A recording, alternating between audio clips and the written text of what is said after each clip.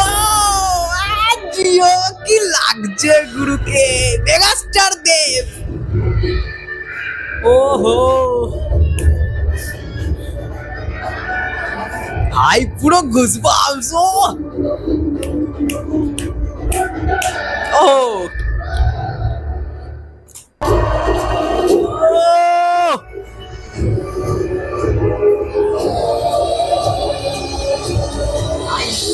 বাংলার সব থেকে বড় বাজেটের ছবি। ভগবান! এটা দেখেই বোঝা যাচ্ছে বস। রঘু ডাকাত।